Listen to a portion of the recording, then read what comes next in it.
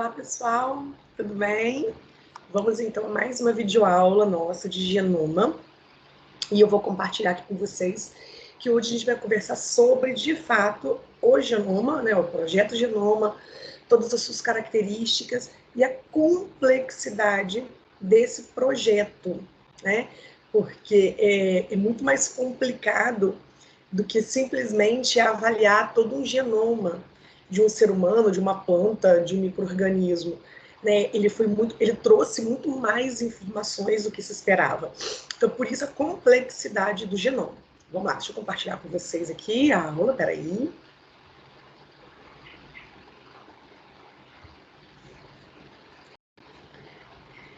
Então, vamos lá, gente. Então, a nossa aula de hoje, eu começo conversando com vocês, falando que em outubro do ano passado, de 2020, né, se foram aí 30 anos desde quando iniciou a ideia de tentar identificar, sequenciar, identificar todos os genes humanos e torná-los acessível, né, a quem de interesse quer trabalhar conosco.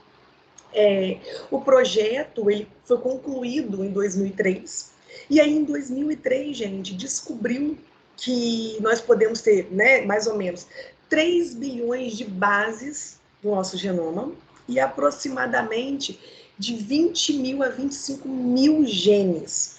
Aí só para vocês lembrarem, gente, genes são aquelas sequências do nosso material genético, do nosso DNA, aqueles fragmentos que codificam uma proteína, que codificam uma resposta, tá? Então, na verdade, quando foi descoberto, as pessoas ficaram impressionadas, porque achavam que um genoma humano, por exemplo, ia ter para lá de 100 mil genes. E não, na verdade é pouco.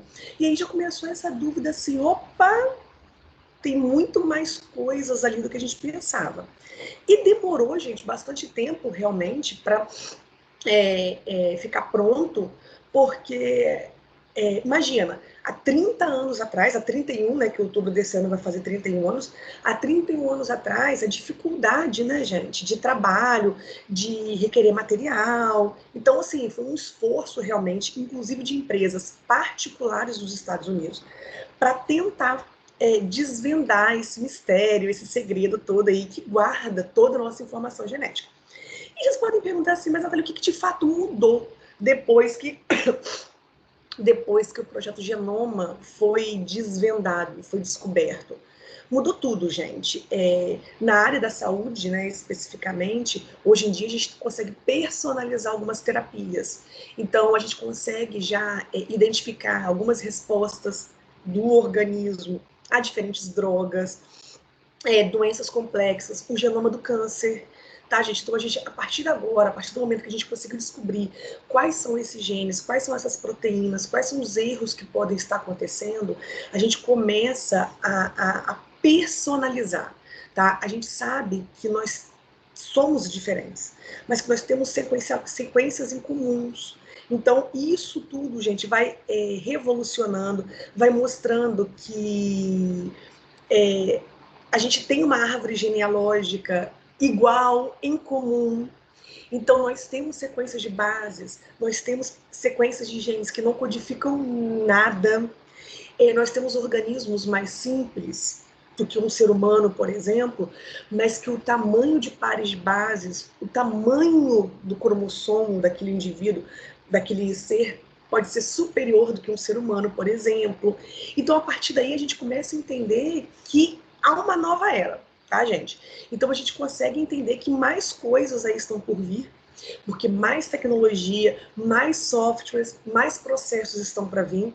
E a pergunta o que a gente sabe do projeto Genoma? Será que a gente conhece tudo sobre o nosso material genético?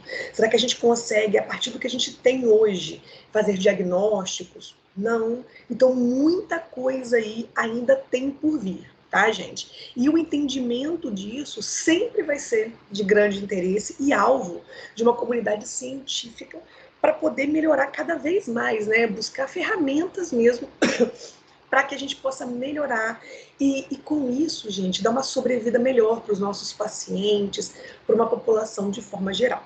Então, entrando, né, no projeto Genoma em si, deixa eu colocar aqui para marcar, peraí. eu começo falando com vocês o seguinte: o que é o projeto Genoma? O que é genoma? Qual que é a diferença do termo genoma e genômica? Não sei se vocês já ouviram falar isso, não sei quem da sala, quem gosta, né, dessa área de genética, de biologia molecular. Então, na verdade, os geneticistas, eles usam esse termo genoma para falar o quê? Para denominar uma cópia completa das informações genéticas ou um conjunto completo de cromossomos de um organismo. Então, por exemplo, Natália, eu estou trabalhando agora como avaliando cromossomos de pacientes com alguma anomalia, com alguma síndrome, tanto estrutural quanto numérica. Então, é genoma, tá? É você avaliar esse conjunto completo de cromossomos, observar as informações genéticas ali daquele organismo. Agora, o que é o genômica? O termo genômica. Inclusive, tem é um nome de uma revista científica em inglês, tá? Genomics. A genômica é como se você pegasse e trabalhasse o genoma. Então, a genômica é um termo que ele é dividido em 3 grupos, que a gente tem a genômica estrutural, a funcional e a comparativa. Qual que é a diferença desses 3 grupos? Quando a gente fala em genômica estrutural, ele vai estudar, gente, a estrutura de um organismo. Então, por exemplo, hoje em dia, nós temos vários tipos de vírus diferentes, até mesmo dentro da mesma família de vírus. Então, por exemplo, dengue. Nós temos, já foi conhecido, né, gente, que a gente tem dengue tipo 1, tipo 2, tipo 3, tipo 4, tá? Nós temos, por exemplo, infelizmente, aí a Covid, né? Então, quando a gente fala de coronavírus, o coronavírus, na verdade, né, esse vírus já é uma família que tem 7 representantes. 2 desses representantes são os mais perigosos para a gente, né? 2 dessas famílias, na verdade.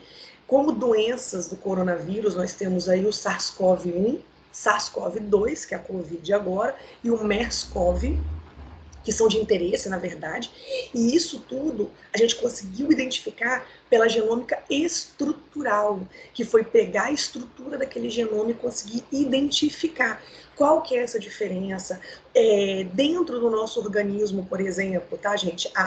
Ampliando mais do que vírus, os tipos diferenciados de bactérias, bactérias super resistentes, o nosso próprio organismo. Então, na área, por exemplo, da agricultura, a genômica estrutural é extremamente trabalhada para tentar fazer algumas modificações genéticas e melhorar alguns produtos.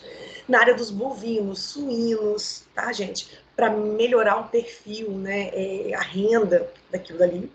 Nós temos também a genômica funcional, que é conseguir entender a função do genoma, conseguir entender qual que é a função daqueles cromossomos daquele organismo, daquele material genético, daquela sequência genética. Então, dentro da genômica funcional, a gente tem todo um conjunto, um estudo do proteoma. O que é o proteoma? O estudo das proteínas. Então, por que uma proteína no organismo é defeituosa? Por que ela está direitinha? Aquela proteína defeituosa, ela pode vir a resultar numa doença ou não. Então, isso é genômica funcional. E a gente também tem a genômica comparativa. A comparativa, gente, é estudo da evolução. Então, como que a evolução ela foi acontecendo, como os seres eles foram evoluindo, como algumas mutações elas vieram e ficaram.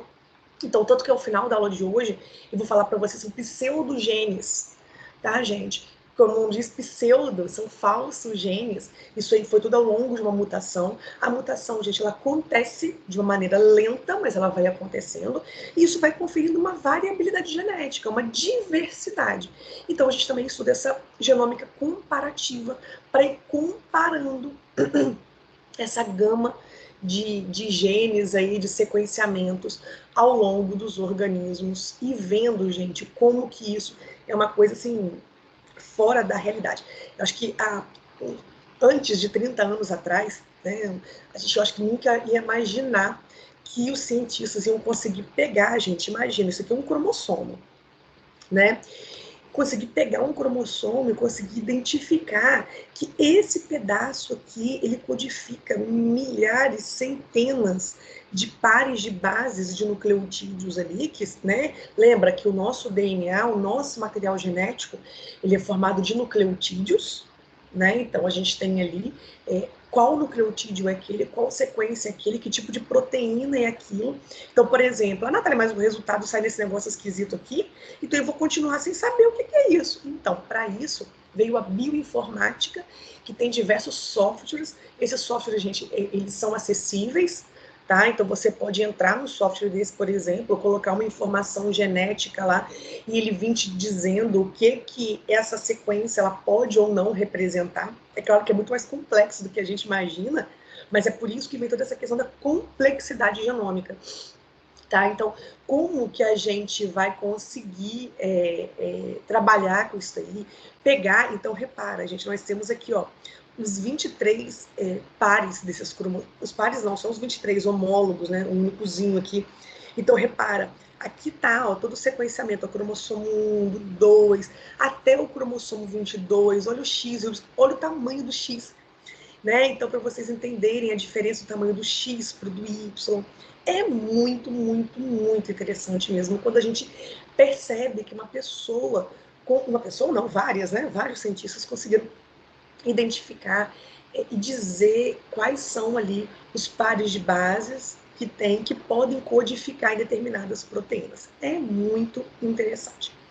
E aí você pode falar assim, mas Natália, eu tô meio confusa nesse pedaço aí do nosso DNA formar uma proteína, como assim? Então eu volto com vocês nessa questão que a gente costuma chamar que é o dogma, né? O dogma da biologia molecular. Então, né, é muito comum a gente escutar isso, né? O dogma, o princípio de uma biologia molecular, e a gente entender o quê? Que nós, eucariotos, tá, gente? O nosso material genético está dentro do núcleo. Os procariotos, as bactérias, por exemplo, o material genético deles fica ali disperso no citoplasma, né? Então, de qualquer maneira, o nosso material genético é o nosso DNA. O nosso DNA, essa molécula aqui, né, uma fita dupla, essa molécula, ela fica armazenada lá nos cromossomos, lá no nosso DNA. E aí, gente, o DNA, ele pode transcrever uma molécula de RNA. O que isso quer dizer? Ele pode formar uma molécula de RNA. Essa molécula de RNA é uma fita simples, é uma fita única, que foi formada a partir da leitura de uma das fitas de DNA. Tá? Então, essa fita única de RNA, o RNA mensageiro, ele sai do núcleo, ele vai lá para o retículo, para os ribossomos, e lá ele tem o papel de quê? De traduzir essa mensagem do DNA para produzir uma proteína. Então, na verdade, o manda-chuva é o DNA que está lá no núcleo guardadinho. No momento que o seu corpo precisa, na verdade, o tempo todo está acontecendo, o DNA ele vai transcrever uma molécula de RNA, a mensagem, o comando, a ordem do chefe está saindo lá do núcleo, vai lá para o citoplasma das células, lá nas células esse RNA vai transcrever, vai traduzir essa mensagem numa proteína. Então, isso é o dogma da biologia molecular. Tá? Então é isso que a gente entende. Então, quando você pega um cromossomo daquele dali, ele vê uma sequência de DNA. Nessa sequência de DNA, o que a genômica estuda é como que essa sequência pode determinar sequências de proteínas. Tá? Então, será que todo o meu DNA, todos esses parezinhos aqui, guanina, timina, adenina, citosina, todos eles nessa sequência, todos vão ficar o tempo todo produzindo proteínas? Ou será que tem regiões ali que não codificam nada? Então, é isso, na verdade, que o genoma estuda, tá? E é isso que ele vai acabar trabalhando. Então, só para vocês não se perderem em algumas palavras, em alguns termos que a gente está falando, então, a gente tem o nosso DNA, fita dupla, né, que fica ali todo ligado, contorcido. O nosso DNA é uma molécula gigantesca, porque ela tem que armazenar todas essas informações genéticas. E aí, gente, a evolução é uma coisa tão interessante que o nosso DNA ele fica compactado, armazenado em estruturas conhecidas como os cromossomos. Então, repara, ó, aqui tem o nosso DNA, ele fica tudo compactozinho nos cromossomos, tá? E toda vez que a gente fala do nosso DNA, a gente tem sequências ao longo do DNA que são chamadas de genes, tá? Que é uma sequência que vai codificar, que vai produzir, que vai traduzir em uma determinada proteína específica. Então, toda vez que eu falar de genes, é aquela sequenciazinha que vai codificar, que vai determinar uma determinada proteína, ok? Então, vamos lá. E aí, gente, a gente não tem como não falar de genoma, não falar de estrutura de genes de um organismo procarioto e de um organismo eucarioto. É muito mais do que um está no núcleo, um está no citoplasma, um é fita dupla e um é uma estrutura simples, é muito mais do que isso. Então, eu trouxe aqui para vocês um exemplo de um gene de um procarioto e de um eucarioto. Se você olha esses dois aqui de cara, tá, gente? Quem que você olha, bate o olho aqui, vou fazer um testezinho aí com vocês, e fala assim, opa, esse daqui pra mim... Ui, gente, tô com um pigarro, desculpa. Esse daqui pra mim é de um eucarioto, é de um procarioto. Olhando assim de cara, gente, quem que você pensa que é de um eucarioto ou de um procarioto? E aí, o que a gente precisa entender é o seguinte, que quando a gente fala de estrutura de cromossomos, a gente tem que entender que os procariotos dos eucariotos são completamente diferentes. Enquanto a gente fala que um cromossomo, né, que o material genético de um procarioto, ele pode estar disperso, ele pode estar como uma fita simples ou como uma forma circular no citoplasma de uma célula. O cromossomo, o material genético dos eucariotos, eles sempre estão bem compactados dentro do núcleo, tá? Fita dupla, bonitinha, ali dentro do núcleo. Então, fora isso, fora essas características, né, estruturais do material genético, a gente também consegue observar o seguinte, a maioria dos eucariotos, né, nós eucariotos, nós temos o nosso material genético dividido em vários cromossomos, tá? Esses cromossomos são lineares, né, que fica aquela estrutura igual um xizinho assim, então é tudo linear. A gente não tem cromossomo circular igual o plasmídio das bactérias, por exemplo, tá? O número e o tamanho vai variar de acordo com as espécies. Então, não pensem vocês que, por exemplo, nós, seres humanos, temos os maiores cromossomos, tá, gente? Não pensem vocês, isso é diferente. À medida da aula de hoje, vocês vão entender isso. Isso dos eucariotos, tá, gente? E uma grande característica, que a gente não pode errar por aí. Os cromossomos, o gene, a estrutura de um gene, de um eucarioto, ele tem uma característica que é chamada de monocistrônico. Olha que nome esquisito. O que quer dizer essa palavra monocistrônico? Que todo o nosso material genético, então, nosso DNA, ele não codifica no RNA mensageiro. Todo o RNA mensageiro dos eucariotos codifica, vai traduzir em apenas uma única cadeia de polipeptídeos. Uma única. Por isso que ele é monocistrônico. Então, quando eu falo de um monocistrônico, quer dizer o quê? Que essa minha sequência aqui do meu gene, que está lá dentro do meu cromossomo, ele vai codificar apenas para uma determinada proteína.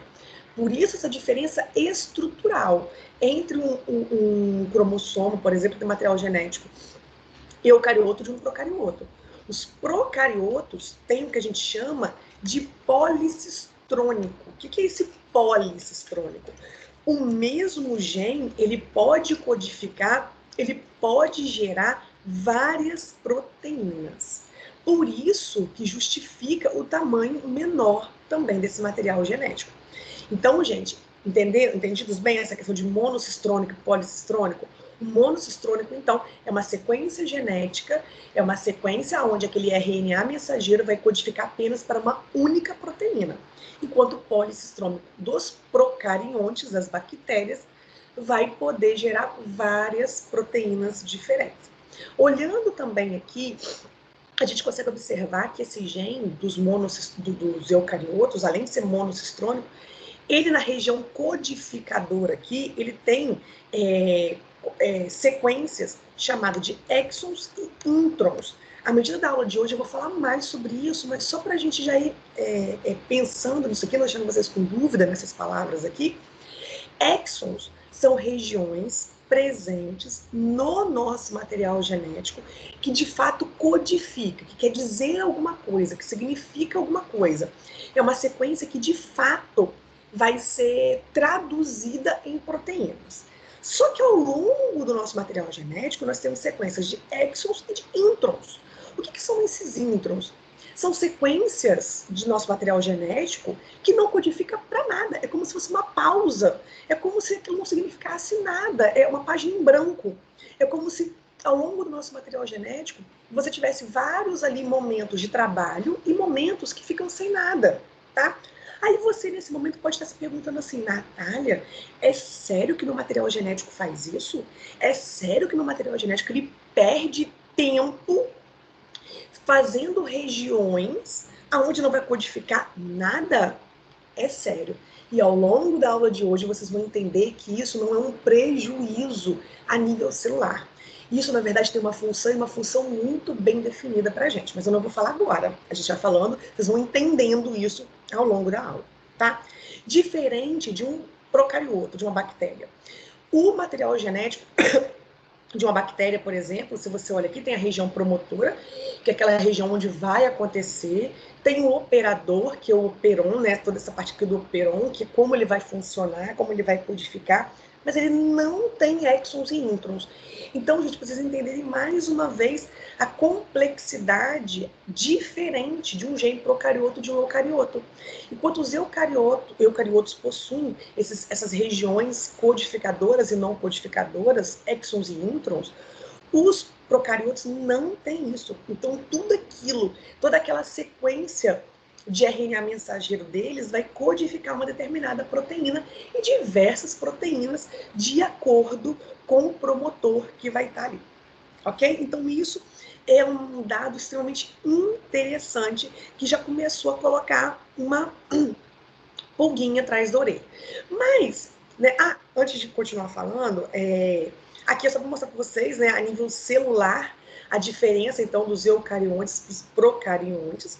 Só para mostrar para vocês que o dogma da biologia molecular, ou seja, o DNA, fita dupla, transcrever um RNA mensageiro, e esse RNA mensageiro traduzir uma proteína, ela acontece tanto para os procariontes quanto para os eucariontes, tá vendo? Só que a diferença é toda uma localização, toda uma complexidade do nosso material genético, a presença dessas sequências de introns e de exons, é isso tudo que a gente vai ver ao longo da nossa aula de hoje, tá? Essa complexidade de um gene eucarioto. Então, só para vocês terem uma dimensão de espaço, quando eu falo de um material genético eucarioto, então repara que no núcleo nós temos o nosso material genético, o nosso DNA, que tem as regiões dos introns e dos exons. Esse material genético, esse DNA, ele vai transcrever no RNA primário. Esse RNA, tá vendo? Ele vai fazer o quê, gente? Ele vai retirar, repara, ó, nós temos introns e exons, não temos? Os exons não são as regiões onde codificam determinadas proteínas, e os introns não são esses espaços em brancos. Então, ainda lá dentro do núcleo, repara, a gente tem um evento chamado splicing de RNA, que o que ele vai fazer? Ele vai retirar todos esses introns, tá vendo? Vai juntar esses exons, formando um único RNA mensageiro. Esse RNA mensageiro vai sair do núcleo, vai lá para o citoplasma e vai traduzir numa determinada proteína diferenciada. Ok, gente? Então, por aqui você já consegue entender que, dependendo da forma como esses introns e esses exons, eles são lidos, eles são retirados, pensa comigo, você pode ter um RNA mensageiro codificando uma proteína diferente, mesmo vindo de quase que sequências parecidas daquele DNA. Então, por isso, gente, que é diferente, né? Por isso que nós somos organismos que a gente fala monossistrônico, tá? Vai codificar para uma única proteína, diferente dos procariontes, ok? Então, vamos continuando aí. Qualquer dúvida, gente, vai marcando, vai guardando para a gente tirando essas dúvidas aí. E aí, observar isso, a diferença, né, do material genético de um eucarionte para um procarionte, essa questão de introns, de exons, começou a análise, né, de fato desse genoma ter revelado dados muito interessantes. E aí, gente, o primeiro deles vem o que todo mundo pensou, o que todo mundo imaginou, e eu acredito que você também esteja pensando nisso. O seguinte, então, Natália, a complexidade do nosso material genético vai ser diferente dos procariotos. Então, eu vou ter um genoma, a quantidade do material genético, do meu material genético, vai ser maior do que o de um procarioto, certo? Então, quanto mais complexidade funcional eu tenho, maior vai ser o tamanho do meu genoma, certo? Então, na verdade, essa foi a primeira pergunta. E aí, vamos começar com os procariotos. Vamos começar, né? Vamos tentar fazer de uma coisa mais simples. Então, por exemplo, ó, em procariotos, tá, gente, nas bactérias lá, realmente o tamanho do genoma, que fique bem claro, a quantidade de DNA que tem lá, tá, no citoplasma dessas células, está diretamente correlacionado com a complexidade funcional. O que isso quer dizer? Quanto mais adaptado, sofisticado, quanto mais complexo for esse procarioto, realmente o genoma dele, a quantidade de DNA dele, vai ser maior, vai ter uma maior complexidade funcional, tá? Então aqui eu dei até um exemplo, um micoplasma, que é uma bactéria simples mesmo, né, que não tem muita função, não tem muita diferença, assim, ele vai possuir um pouco mais de 500 mil pares de bases, esse PB aqui é pares de base, tá, gente, no seu genoma, para codificar em torno de umas 480 proteínas. Agora, se eu pego uma bactéria, a Nostoc, por exemplo, que é uma cianobactéria, que ela tem uma grande complexidade funcional dentro dos procariotos, ela consegue fixar nitrogênio, por exemplo. Essa Nostoc, se a gente reparar como ela consegue fixar nitrogênio, como ela tem outras características, então ela, comparada ao micoplasma, ela vai ter uma alta complexidade funcional. Então, realmente aí, ela vai ter aproximadamente 10 milhões de pares de bases para codificar ali em torno de 5 mil proteínas. Então, pare e pensa comigo. O cromossomo, o material genético das bactérias, eles são policistrônicos, ou seja, aquela sequência ali é capaz de determinar diferentes proteínas. Então, quanto mais complexidade funcional, quanto mais propriedades aquela bactéria, aquele procarioto, ela tem, ela assume, maior de fato vai ser a quantidade de DNA que ela vai transcrever, que ela vai traduzir, vai codificar em determinadas proteínas. Então, não tem regiões de introns e exons. O que ele tem, ele vai codificar em proteína. Então, pros procariotos, que fique bem claro, a complexidade do genoma deles é a seguinte: quanto mais complexo funcionalmente é aquele micro-organismo, de fato, maior vai ser o tamanho do genoma. Então, isso não tem realmente para correr, tá? Então, agora, se você chegar para mim e falar assim, beleza, Natália, então a complexidade dos organismos, dos procariotos, vai ser o conteúdo total de DNA do genoma dele? Beleza. E isso vale para os eucariotos? Então, quando a gente compara um fungo unicelular, por exemplo, com eucarioto, né, os fungos também são eucariotos, com uma planta, isso vai valer também? Então, um fungo unicelular com uma planta que é pluricelular, vai valer da mesma coisa? Então, quanto mais complexo funcionalmente o organismo, maior vai ser o genoma? Aí que eu mostro para vocês esse gráficozinho aqui. Vamos lá. Aqui, ó, nesse primeiro ponto aqui, ó, aqui de baixo, esses trezinhos aqui, nós temos bactérias gram-positivas, gram-negativas e os micoplasmas, que também são procariões, também são bactérias, mas muito mais simples. Aqui nós temos o tamanho do genoma aumentando os pares de base, então 10 para 6, tá vendo? 10 para 8, 10 para 9, elevado a 9. Então, quanto mais a gente vem para cá, maior o tamanho do genoma. Então, parte do princípio de quê? Micro-organismos mais simples, menos complexos, à medida que os organismos vão ficando mais complexos funcionalmente, aumentando os pares de base. Realmente, se a gente for olhar assim, a escala tá, a gente está fazendo assim. Mas olha o seguinte, gente, olha aqui os protistas, eu chamo a atenção aqui para vocês os protistas. Protistas são aqueles protozoários, tá, gente? São eucariotos, ok? Natália, olha só, que coisa doida. Os protistas, eles podem ter pares de bases grandes desse jeito? Opa, Natália, eu tô aqui, mamífero, né? Eu tô aqui nesse pedacinho, só isso. Você tá querendo me dizer que os anfíbios podem ter pares de bases, podem ter um tamanho do genoma maior do que o meu, que plantas com flores podem ter um genoma maior do que o meu, que alguns peixes, olha gente, ósseos e cartilaginosos, alguns insetos, galera, pode ter o material genético maior do que o meu. É sério isso, Natália? Você tá de brincadeira comigo.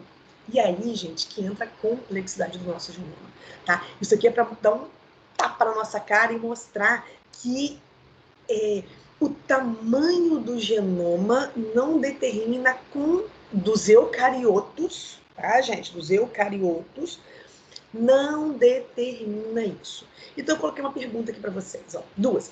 Que motivos justificariam o fato de uma ameba, que é um protista, tá, gente, possuir um genoma 200 vezes maior do que o nosso, galera? Como? Como que você justifica isso? E como que dentro de um mesmo filo, então, por exemplo, aqui dentro dos anfíbios, que eu já falei para vocês, pode ter um genoma 100 vezes maior de um anfíbio para o outro. Então, como que esse anfíbio aqui pode ter um genoma menor do que esse que está aqui, cara? Como que pode isso? Não dá para entender. Ah, isso vale para os insetos também, tá vendo aqui? Então, como, gente? Isso daí é o que a gente chama de complexidade funcional. E aí, gente, nós temos que entender o seguinte, que aqui eu trouxe uma outra tabelinha para vocês também, separando ó, aqui, ó, em procarioto e eucarioto, tá vendo? Ó, aqui nós temos uma bactéria E. coli, que é uma bactéria que está no nosso trato gastrointestinal, mas que é uma das mais causadoras crises, né, que a gente tem de vomitar, né, de passar mal, né, a E. coli aí. Temos Streptococcus pneumoniae, o Mycoplasma genitalium, então que eu já levei para bactérias, né, mais utilizadas na classe médica. E de eucariotos nós colocamos algumas leveduras aqui, alguns insetos. Coloquei a mosca das frutas aqui, o ser humano, o Homo sapiens, o arroz. Só para vocês conseguirem entender isso. Então, repara, gente, o tamanho do tamanho do genoma. Então, vamos lá. Para os procariotos, é válido. É válido o quê? Que quanto maior a complexidade funcional, tá, gente? Realmente vai ser o tamanho do genoma. Então, ó, o Mycoplasma genitalium, o tamanho do genoma dele é de 0,58 MB. E o número de genes que ele é capaz de codificar são apenas 500 genes, tá? Quando eu pego uma Streptococcus pneumoniae e uma E. coli, nós temos o tamanho do genoma de 2,2 para Streptococcus e 4,6 para E. coli. E aí, se eu parto do princípio que o tamanho do genoma dos procariotos é equivalente ao número de genes, então eu já vou, antes de olhar para isso aqui, saber que aqui está numa escala aumentando. Então, o número de genes realmente vai aumentar. Só que isso não é válido para os eucariotos. Então, aqui, ó, uma levedura, Saccharomyces cerevisiae, né? É um eucarioto, mas é unicelular. Então, o tamanho do genoma dele é pequenininho, 12 MB. Só que ele vai codificar 5.800 genes. Aí, eu pego uma mosca de frutas, vamos lá. A mosca da frutas, Drosophila. O tamanho do genoma dele é 180 MB. E ele é capaz de codificar, gente, 13 mil diferentes, quase 14 mil diferentes genes, de genes diferentes. Aí, eu vou para o seguinte, vamos lá. Eu vou pegar agora o arroz, tá? Ah, não, vamos comparar com Arabidopsis. Arabidopsis, tá vendo aqui, gente? Arabidopsis, desculpa. Eu vou comparar com essa aqui, que é um fungo, tá? Eu vou comparar com ele, então, a mosca de frutas com esse fungo aqui, Arabidopsis. A mosca de frutas tem o genoma de 180 MB. O Arabidopsis tem 125 MB. Então, assim, é menor, né? Então, o que eu penso é o seguinte, se a Arabidopsis tem um tamanho do genoma menor do que da mosca de frutas, então ele tem que ter um número de genes menor. E ele vai ter um número de genes o quê? Maior. Vamos dar uma olhada aqui, ó, que agora é um tapa na nossa cara, o arroz. Tá? O arroz, o tamanho do genoma dele é 466 MB. O nosso genoma é ali em torno de 2.900, né, megapares de bases. E aí, um tapa para a nossa cara é que o arroz, com esse genoma aqui, ele consegue codificar, ele tem um número de genes de 45 a 55 mil genes, enquanto nós temos em torno de 19 mil genes. Então, gente, isso aqui é para mostrar para vocês a complexidade. Aí você fala assim, Natália, pelo amor de Deus, então como que um organismo que morfologicamente ele tem menos características funcionais do que o meu, ele pode ter um genoma ou maior ou menor do que o meu, ou um número de genes maior ou menor do que o meu? Então, é isso que a gente vai ver sobre complexidade. Então, vamos devagarzinho para isso não me embolar. Então, isso para eucariotos, tá, galera? Então, vamos lá. Determinados organismos... Opa, gente, cadê? Determinados organismos são mais complexos do que os outros. E quando eu falo de complexidade, é complexidade funcional mesmo, tá? E aí, ele deverá possuir o maior número de genes em seu genoma, capaz de coordenar essas características, ok? Um organismo que possua o maior número de genes distintos, diferentes em seu genoma, terá um genoma mais complexo. Então, pensa comigo, gente. Às vezes, você vai ter... Vou voltar aqui à tabela. Às vezes, gente, você vai ter igual aqui no arroz. Um número de genes muito alto, 45 a 55 mil número de genes. Enquanto nós, seres humanos, temos apenas 19 mil. Aí você fala, Natália, mas eu sei que estruturalmente, né, fisiologicamente, nós somos muito mais complexos. Então, o que isso quer dizer, gente? Que provavelmente é isso que tem o arroz, né? Ele vai ter genes, na verdade, ao longo do processo dele, que não são distintos, que não são diferentes. Então, ele vai ter no material genético dele, no genoma dele, muito mais genes iguais, que não vão codificar nada, só está aumentando o número daqueles genes. Enquanto aqueles seres mais complexos, tá? Fisiologicamente mais falando, mais complexos, ele vai ter um maior número de genes distintos. E com isso ele pode ter menos genes do que aquele outro organismo, tá? Então, gente, eu deixei bem marcado aqui para vocês. A complexidade do genoma de eucariotos está relacionado com a quantidade de genes diferentes presentes, ok? Enquanto o tamanho do genoma se refere ao conteúdo de DNA em pares de bases, embora o tamanho dos seus genomas podem ser similares. Então, gente, quando você pegar o tamanho de um genoma, que isso fique bem claro, não quer dizer que ele vá poder codificar muito ou poucos genes. Não. Tá? Então, o conteúdo de DNA é realmente o tamanho do DNA. Então, quando eu falo conteúdo do genoma, ele vai realmente dizer o conteúdo do DNA. Mas ele não vai te dizer, pelo tamanho do genoma, te dizer quantos genes ele é capaz de codificar, tá? E mesmo tendo um número de genes alto sendo codificado, o que a gente tem que entender é o seguinte: quanto mais genes distintos, ou seja, Quanto mais genes que são capazes de codificar proteínas diferentes são expressos, mais complexo é o genoma. Então aí, gente, deu um outro nó na cabeça dos pesquisadores que trabalhavam com o complexo genoma. Tá? Por quê? Porque eles acharam que, igual os procariotos, quanto maior o tamanho do genoma, né, gente, o tamanho, o conteúdo do DNA, maior vai ser o número de genes que vai compor aquilo dali. E, na verdade, a gente está vendo que para os eucariotos isso não é o real, tá? Então, eu faço outras perguntas para vocês. Genomas maiores, tá, gente? Maiores, o tamanho do conteúdo do DNA, ele vai possuir um maior número de diferentes genes. Lembra que diferentes genes são aqueles que codificam para proteínas diferentes, tá? Então, quanto maior o meu genoma, quanto maior os pares de bases do meu DNA, vou possuir maior número diferente de genes. Genomas maiores contêm maior número de cópias dos mesmos genes observados nos genomas menores. Então, se eu tenho um organismo que tem um genoma menor, ele vai ter aqueles genes e um maior também vai ter aqueles genes, mas em maior quantidade. Existem outros tipos de sequência que não sejam genes, que estão responsáveis pelas diferenças do tamanho dos genomas. E aí, galera, o que vocês me responderiam para essas 3 perguntinhas aí? Já que há uma grande variação no genoma dos eucariotos, o que vocês me respondem nisso aí? Então, quanto maior o genoma, maior o número de genes diferentes.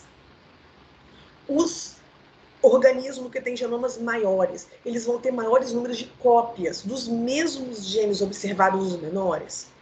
Há outras coisas que não sejam genes que aumentam isso daí, gente. Então, primeira coisa que a gente tem que, para conseguir responder isso aí, quanto maior o número de genes distintos, ou seja, quanto maior o número de genes diferentes que codificam para proteínas diferentes, maior a quantidade de sequências únicas, certo? Ou seja, maior a probabilidade, a quantidade de proteínas que podem ser diferentes, sim. Então, gente, dentro de um mesmo... Ai, tá coisado aqui. Dentro de um mesmo genoma, a gente pode ter regiões repetidas, ou seja, que tem a mesma sequência, que podem ser encontrados, tá? E a gente pode ter regiões que não são repetidas. Então, em ensaios com o nosso material genético, com o nosso DNA, foi feito alguns ensaios que são chamados de... avaliando essas regiões repetidas ou não repetidas, foi feito determinados ensaios, que são chamados de reassociação do material genético, e que eles conseguiram classificar o DNA em 3 tipos, que nós temos, tá? Regiões de DNA altamente repetitivo, regiões de DNA moderadamente repetitivo e DNA não repetitivo. Isso dentro de um mesmo genoma, tá, gente? Não estou falando de genomas diferentes, não. Dentro de um mesmo genoma. Então, dentro de um mesmo genoma, nós podemos encontrar esses 3 tipos de DNA. O que eles querem dizer? O que é um DNA altamente repetitivo? Está dizendo aqui. São regiões de DNA que eles estão extremamente repetidos, que são sequências que praticamente não codificam nada, que não significam nada. E aonde que eu encontro essas regiões de DNA altamente repetitivas? Principalmente nos centrômeros e nos telômeros. Então, são sequências repetidas que vão codificar proteínas, se vão codificar alguma coisa, vão codificar proteínas iguais. São muito importantes nos centrômeros e nos telômeros. Centrômero, gente, lembra lá do nosso cromossomo? Como se fosse um xizinho assim, né? Cromossomos homólogos. O centrômero está aqui no meio, centro, e os telômeros são as extremidades. Daqui a pouquinho eu vou falar um pouquinho mais. Vai pensando comigo. Nossa, Natália, então quer dizer que eu tenho, próximo ali do centrômero, dos telômeros, regiões de DNA altamente repetitivo ali, será por causa de quê? Vai pensando aí, vai pensando. Nós temos regiões de DNA moderadamente repetitivos, aonde nós temos menos de 500 cópias no genoma desses DNAs, eles podem ser encontrados, né, em diversas regiões aí, e nós temos regiões, de fato, de DNA não repetitivo, que são, que não está repetindo, tá? Que ele está ali naquela sequência e que a maioria das nossas sequências gênicas. Aqui, ó, gente, eu até trouxe para vocês, ó, mostrando o seguinte, ó, daqui para cá, nós temos indivíduos eucariotos e esse aqui é um procarioto, tá? Lembra, aqui nós temos, ó, o clarinho, DNA não repetitivo, desse aqui, mais ou menos, moderadamente repetitivo e altamente repetitivo, tá? Que são sequências de DNA, tá, gente? Que podem codificar ou não proteínas, mas são sequências de DNA. Repara, nos organismos procariotos, a complexidade é o quê? Quanto maior a complexidade fisiológica daquele organismo, maior vai ser o tamanho do genoma, e eles são policistrônicos, ou seja, eles são capazes de codificar para proteínas diferentes. Então, uma E. coli, por exemplo, que é uma bactéria, 100% do DNA dela, no genoma dela, é o de um DNA não repetitivo, ou seja, é de um DNA que não repete sequência nenhuma, nada ali é igual. Então, vai sempre codificar proteínas diferentes.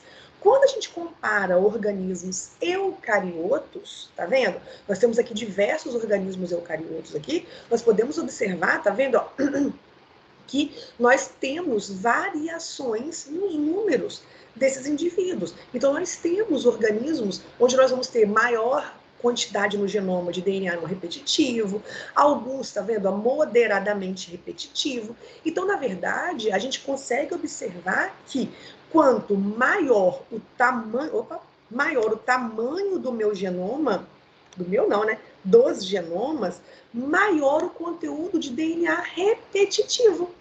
Aí você fala, então por isso que um genoma muito grande para os eucariotos não quer dizer que é um organismo mais complexo, porque quanto maior o tamanho de um genoma de um eucarioto, maior vai ser o conteúdo de DNA repetitivo. Tá? Então, por isso que quando a gente vai naquela tabelinha lá, que a gente vê, por exemplo, que o arroz, ele vai ter um tamanho de um genoma maior do que o nosso, e ele vai codificar genes muito mais do que o nosso, não quer dizer que ele vai ser fisiologicamente falando, ele vai ser mais complexo do que a gente. Não, é porque, na verdade, ele vai ter um genoma maior, com isso, ele vai ter um conteúdo de DNA repetitivo muito maior do que o nosso. Entendeu isso aí, gente? Tudo bem? Certo? Alguma dúvida? Então tá aqui, ó.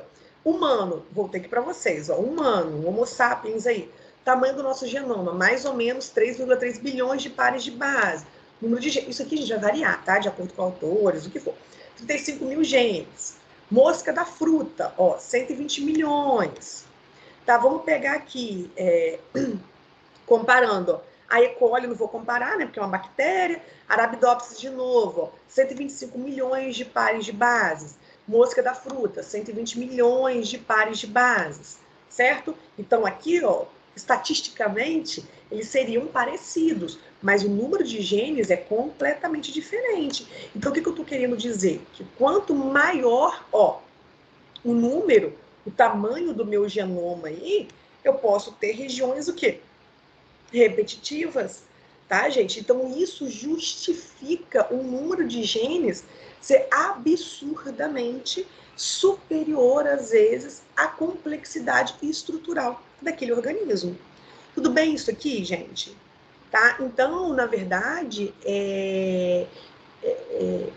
em eucariotos superiores, ou seja, quanto maior a complexidade desses eucariotos, o tamanho do genoma é fortemente afetado pelo conteúdo de DNA repetitivo. Tá? Então, isso daí é o que acontece. Então, é conteúdo de DNA repetitivo. Ok? E aí, vem outra pergunta. Beleza, Natália, eu consegui entender. Entendi, perfeito. Mas o que isso representa no meu corpo? Então, qual seria, de fato, o papel das frações moderadamente repetitivas e altamente repetitivas no genoma, tá? Qual que é a importância disso? Então, o que a gente sabe hoje em dia é que o DNA moderadamente repetitivo contém alguns genes, né, que ocorrem em várias cópias do genoma, tá? Que as frações altamente repetitivas, elas são encontradas principalmente ali nos centrômeros e nos telômeros, e que nós temos nos eucariotos, que fique bem claro, elementos de transposição. O que são elementos de transposição? São sequências de material genético, tá? De genes mesmo, capazes de produzir muitas cópias de si mesmo, que vão se inserindo ao longo do nosso genoma. Então, esses elementos de transposição, eles simplesmente vão criando cópias, sequências de si mesmo e vão incluindo ao longo do meu genoma. Então, repara, gente, que ao longo do seu genoma, você tem partes ali de DNA moderadamente repetitivo, ou seja, sequências que codificam para um monte de coisa ao longo do nosso material genético. Então, isso vai acontecer. Então, se você me perguntasse, Natália, mas o que isso de fato diz? A ciência não conseguiu explicar, tá? De fato, se isso é ruim, se isso é bom, tá? Mas a gente conseguiu até hoje ver que ao longo do nosso material genético isso de fato acontece, tá? Então, gente, o papel desse DNA altamente repetitivo é pouco esclarecido. Porém, o que a gente já conseguiu determinar muito bem hoje em dia é o quê? Existem regiões essenciais dos nossos cromossomos que têm essas sequências altamente repetitivas, igual a gente está falando, né? Que são os centrômeros e os telômeros. A importância do centrômero, gente, é que lembra que é ali no centrômero aonde as fibras do fuso vão se ligar para fazer a divisão celular. Então, é importante para que não ocorram erros, aquela questão toda. Mas existem muitos estudos com os telômeros, que são as extremidades, tá, dos cromossomos. E olha que coisa mais interessante que são esses estudos aí, gente. A gente já conseguiu ver que os telômeros, eles estão relacionados com o quê? Quanto mais velho, tá, gente? Quanto mais antigo, digamos assim, quanto mais as nossas células vão se dividindo para se multiplicar, para regenerar, a longevidade dos telômeros, eles vão diminuindo. Então, quanto mais as nossas células vão se dividindo, vão se replicando, mais velho, digamos assim, menos funcional, vai acabando mesmo, vai reduzindo os telômeros, eles vão se perdendo, tá? Então, eles vão ficando cada vez menores, os telômeros, esse braço aqui, que protege o nosso material genético, protege o nosso cromossomo, porque ele está rico em DNA altamente repetitivo, tá? Então, ele vai diminuindo. Então, pensa comigo, gente. Vai chegar um ponto em que essa sequência aqui, esse meu telômero, vai ficar tão pequenininho que eu vou começar a perder material genético que é importante. E aí, o que vai acontecer? Esse cromossomo meu, ele vai simplesmente acabar. Novos vão surgindo, porque o nosso material genético, o nosso DNA, ele faz o processo de duplicação, mas quanto mais velho a gente vai ficando, mais isso vai acontecendo. E aí, gente, alguns cientistas começaram a pensar o quê? Opa, os telômeros, eles podem ser um biomarcador de envelhecimento, a nível celular, claro. E aí, gente, em 2009, 3 pesquisadores ganharam o prêmio Nobel da Medicina, porque eles trabalharam com o quê? Ao invés de eles trabalharem, né, com a juventude, aí, né, a sequência da juventude, eles fizeram muito mais do que isso. Eles foram trabalhar com o estudo desses telômeros com o câncer e a sua relação com o câncer. O que eles fizeram, gente? Eles viram, eles sabem que aqui nos telômeros existem enzimas chamadas telomerases. E o que essas enzimas elas fazem? À medida que acontece esse processo de replicação, diferenciação celular, essas enzimas, essas telomerases, elas vão cortando esses braços dos telômeros e vão perdendo esses DNAs altamente repetitivos. E aí a célula vai se multiplicando e o cromossomo vai ficando cada vez menorzinho, o braço ele vai ficando cada vez menor. Beleza. O que eles viram? E se a gente conseguisse fazer com que essas enzimas, essas telomerases, agissem diretamente em determinados tipos de câncer. Ou seja, já adiantasse o processo e aí essas células, elas parassem de se replicar. E aí, gente? Por quê? Porque no câncer, geralmente, a gente pode ter ali células que elas vão se multiplicando de forma muito rápida, certo? E aí, quanto mais elas vão se replicando, mais elas vão se reproduzindo, se regenerando e atacando, né, outras células. E se a gente age nessas telomerases? E se a gente vai exatamente nessas telomerases e ataca esses telômeros, né? Ou seja, não dá chance para essas células se replicarem, se multiplicarem. Então, na verdade, eles trabalharam com um determinado tipo de câncer cerebral e eles começaram a ver que em ratos, tá, gente? Isso deu super certo. Então, eles conseguiram ver que eles agindo nos telômeros dessas células cancerígenas, dos ratos, tá, gente? Ou seja, não deixou que essas telomerases fizessem, né, deixassem a replicação desses cromossomos, e aí eles não se multiplicaram, então isso deu muito certo, e aí eles conseguiram ver que, de fato, conseguiu a cura desses animais. Então a intenção deles foi ativar a telomerase de uma forma que seja possível curar pessoas que estão morrendo de doenças raras, por mutações genéticas, né, associadas a telômeros que são curtos. Tá, gente? Mas isso é um experimento em ratos ainda, eles estão trabalhando. Então, qual que é a importância desse DNA altamente repetitivo, principalmente próximos dos telômeros? Porque os telômeros, ele é uma região do nosso material genético que ajuda, né, gente, que vai proteger o nosso material genético, porque ali são sequências altamente repetitivas.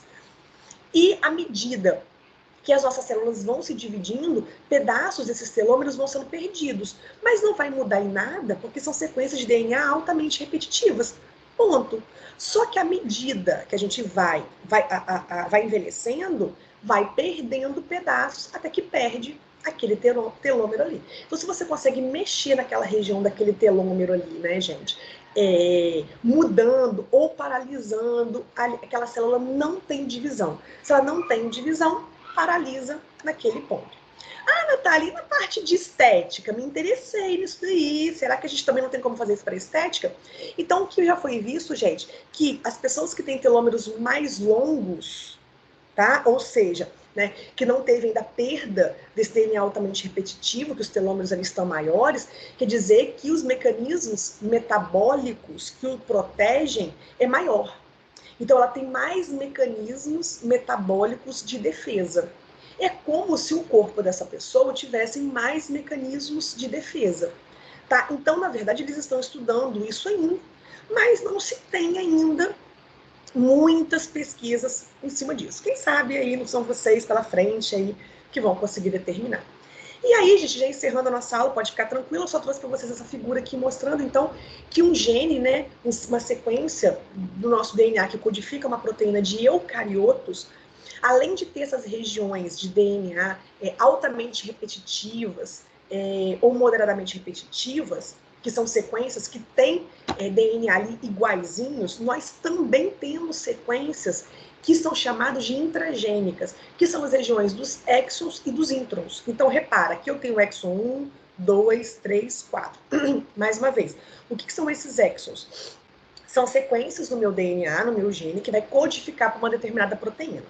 Entre esses exons, a gente tem regiões que não codificam nada, que são os introns.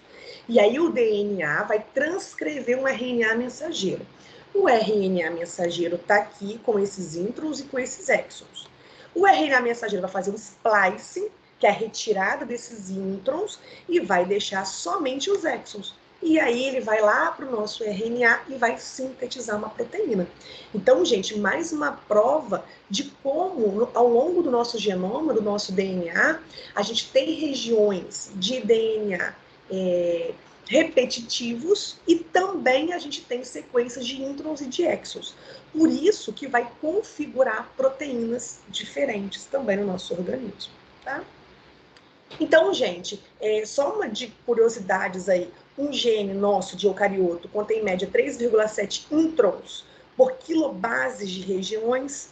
No homem, né, a gente tem o número médio de 5 introns por gene, o tamanho médio de um intron é de 125 pares de bases, enquanto dos exons de 90 a 120, tá?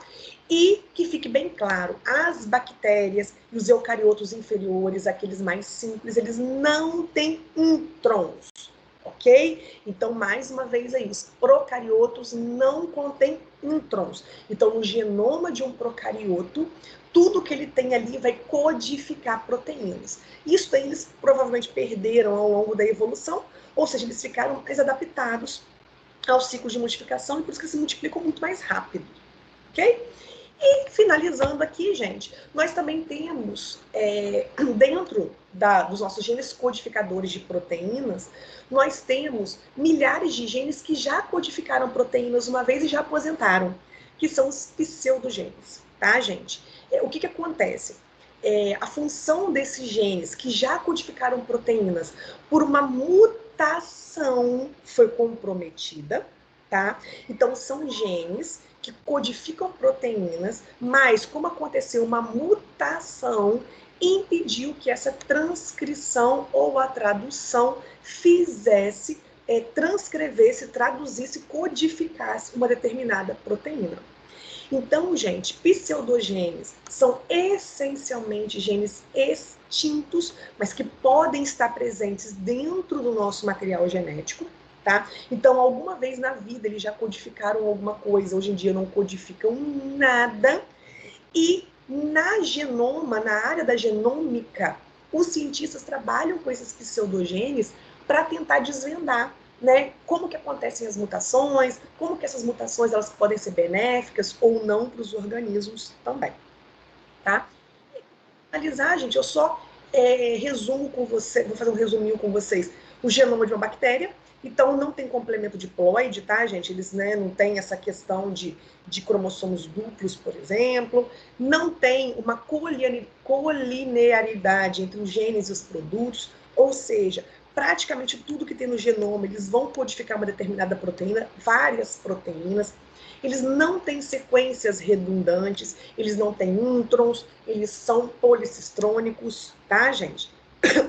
Então, quando a gente fala de eucarioto, nós temos o complemento diploide, então, né, vem dos pais ali. Existem várias cópias de múltiplas sequências, nós temos sequências redundantes, nós temos todo o nosso genoma, a gente tem presença de introns, tem presença de exons, tem presenças de regiões de DNA repetitivo, não repetitivo, moderadamente repetitivos. Então, a complexidade é muito maior. E aí, o nosso último slide, então, a gente tem que guardar que nos eucariotos não há colinearidade, ou seja, não quer dizer que esse meu DNA aqui vai transcrever no RNA mensageiro e que exatamente essa sequência aqui vai resultar numa proteína. Por quê? Porque no momento que esse DNA aqui formar um RNA mensageiro, vai ter a presença de introns e de exons, a retirada desses introns e desses exons e a junção desses exons formarão proteínas diferenciadas. Ok, galera? Então, com isso, eu encerro mais uma aulinha nossa de genoma, tá? E o tema da aula foi exatamente a complexidade dos genomas, tanto dos procariotos quanto dos eucariotos. Espero que vocês tenham entendido, que vocês tenham gostado dessa aula. E daqui a pouco a gente volta com mais uma videoaula. Fiquem com Deus, tá, pessoal? Beijinho. Até mais, galera.